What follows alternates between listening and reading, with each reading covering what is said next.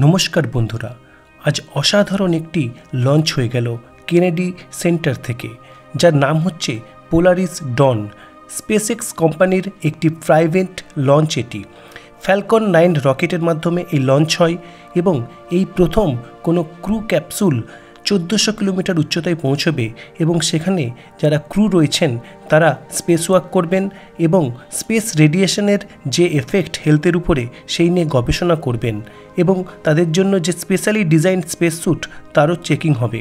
তো উড়ে গেলেন 4 জন অ্যাস্ট্রোনট, জারেদ আইজাকম্যান, স্কট পটিট, আন্না মেনন এবং সারা গিল্লিস।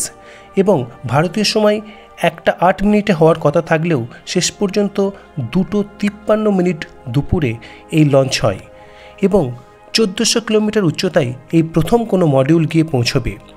এবং যে অ্যাস্ট্রোনট রয়েছেন তারা এখানে মোট 5 দিন তাদের মিশন সেটা কমপ্লিট করবেন এবং মিশন 5 দিন পরে তারা ফেরত আসবেন। এখন দেখতে পাচ্ছেন যে ফ্যালকন 9 রকেট তার 2টি স্টেজ থাকে বা 2টি অংশ থাকে।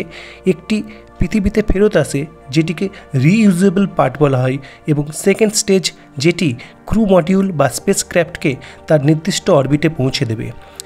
আপনারা দেখতে পাবেন এক্ষুনি স্টেজ 1 সেপারেট হবে।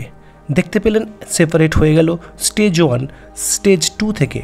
এই যে স্টেজ 1 যেটি রিইউজেবল অর্থাৎ আবার ব্যবহার করা যাবে অন্য কোনো মিশনে, সেটি আস্তে আস্তে আমাদের পৃথিবীতে ফেরত আসবে এবং টাচ ডাউন ল্যান্ড হবে।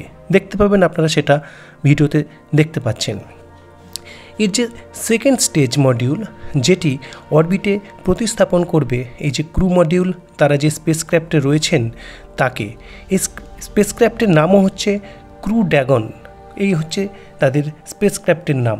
এবং 213 কিলোমিটার উচ্চতায় এই মডিউলকে তারা প্রতিস্থাপন করবে অর্থাৎ স্টেজ 2। এবং এই যে প্রতিস্থাপনের পরে অসাধারণ একটি দৃশ্য আপনারা দেখতে পাবেন। তার আগে বলে রাখি, এই যে কমপ্লিট হবে মিশন যখন 5 দিন পরে তারা আটলান্টিক ওশানে তারা ফেরত আসবেন এবং গালফ অফ মেক্সিকোতে তারা ফেরত আসবেন। দেখতে পাচ্ছেন যে স্টেজ 1 অর্থাৎ রিইউজেবল পার্ট পৃথিবীর বুকে সফলভাবে ফেরত আসলো এবং যারা স্পেসএক্সের যারা বিজ্ঞানী তারা উচ্ছ্বসিত এই ঘটনা দেখে এবং এটি খুবই ইম্পর্ট্যান্ট একটা বিষয়। তো তারা যে আটলান্টিক ওশানে ফেরত আসবেন সেখান থেকে তাদেরকে রিকভার করবে এমভি মেগান অথবা এমভি স্যানন নামের যে জাহাজ, সেই জাহাজ। এবং এই 5 দিন পরেই কিন্তু এই ঘটনা ঘটবে। তো যে দৃশ্যের কথা আপনাদের বলছিলাম, অসাধারণ দৃশ্য দেখতেই পাচ্ছেন যে ক্রু মডিউলটি সেটি উড়ে যাচ্ছে। উপরে রয়েছে সূর্য, কালো স্পেস এবং নিচে রয়েছে অসাধারণ দৃশ্য পৃথিবী, যেন কোনো একটা স্বর্গীয় যাত্রায় নিয়োজিত রয়েছে এই স্পেস মডিউল। তো শেষের এই দৃশ্য অবশ্যই চমকপ্রদ। তো কেমন লাগলো আজকের ভিডিও অবশ্যই কমেন্ট করে জানাবেন। ধন্যবাদ।